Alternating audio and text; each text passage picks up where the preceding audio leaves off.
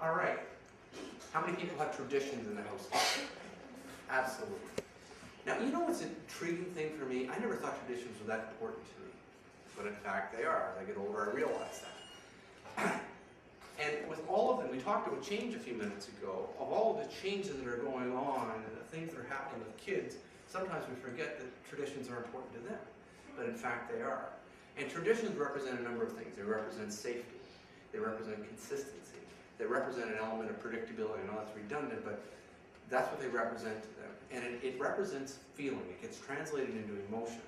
So if in fact there are traditions there that they seem to buy into, that they want, and more importantly, that they thirst for, we have to think, why do they want them? What do they need them for? And ultimately, it's a comfort. It's like a duvet. Same old thing. We have some funny things going on in our house, and I think my wife does this just for fun, just to see what kind of reaction she's going to get. We have a 20-year-old and a 16-year-old. We still hide Easter eggs. You're thinking, are you crazy? We hide Easter eggs, and I do it in an extreme way, where now we do it outdoors. And now we're not doing Easter eggs on a hunt. And yes, we cook the eggs, we paint the eggs, we bring the community in to paint the eggs. And then we have about 24 eggs that get hidden, and we have a contest. Now, by the way, as I get a bit older, I have to chart where those darn eggs are, because otherwise I'm going to forget them. It was horrible when they were on the inside of the house, because a month later you realize you missed an egg. But it was important to them.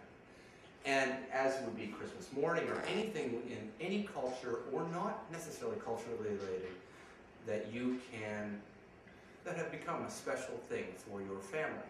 So, let me talk about this. Just when you think that your children are not watching, remember that they are. Always observing. And they're observing not because of you, they're observing for their own purposes. They're observing because it's good for them. Our traditions are as much a part of our children's inheritance as money. People talk about the legacy that they're going to leave. And we spend so much time thinking about generating income and how we're going to save for retirement and what it is we're going to be able to leave for our children. In my work, I've had the privilege of working in different countries. I've worked in, if I think about going back to Nicaragua and working in Nicaragua, where people have no money. They make an average of $1.14 per day. At least that was when I was there. Now, did they have things that were moving through their family that generated great feeling? They most certainly did. Absolutely. Did they have traditions? Absolutely. Was that part of the legacy? Was that part of the inheritance? It certainly was.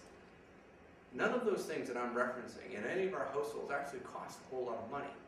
But what they do provide is a certain sense of, and some of these things we're going to talk about today are kind of part of that legacy, but they provide a certain sense of consistency and predictability, which is as important, probably more important, to providing long-term security for young people than is the money that you put in their pockets. Okay?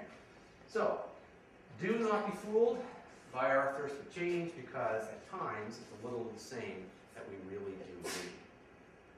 Now, I'm going to sound like I'm being very serious here in a second. This is key.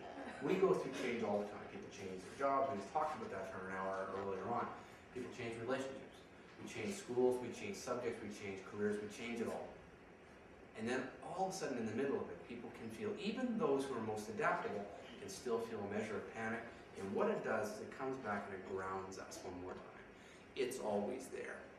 We have a funny tradition in our household where at Thanksgiving we go around the table, and we normally have 20 people there. We'll bring in people, in fact, who might not have families with them. And we'll ask them what it is they're thankful for. And in New Year's, we'll talk about the year in the past. Tell us one thing that you're really appreciative of having done this year. Now tell us what it is you're expecting next year. And we've done that from the time the kids were 4 years old. That's important, and the kids still want to be able to do that.